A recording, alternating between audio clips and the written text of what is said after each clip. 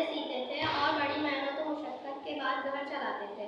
علامہ اقبال نے ابتدائی تعلیم مولانا علامہ حسن سے حاصل کی، بعد میں میر حسن سے اردو، عربی، فارسی ادب کی تعلیم حاصل کی۔ علامہ اقبال کو بچپن سے ہی شعر و شاعری کا شوق تھا۔ 1893 میں میٹرک کیا، 1895 میں انٹر کیا، پھر مزید تعلیم حاصل کرنے کے لیے BA میں داخلہ لیا۔ 1898 میں BA کیا، پھر MA فلسفہ میں داخلہ لیا اور اول پوزیشن حاصل کی۔ اقبال کی برصغیر کے وہ واحد رہنما تھے جنہوں نے انگریزوں اور ہندوؤں کی غلامی میں جکڑے مسلمانوں کی کم آئیگی کا احساس کیا اور ان کے لیے ایک الگ وطن کی ضرورت کو محسوس کیا، اور اس مقصد کے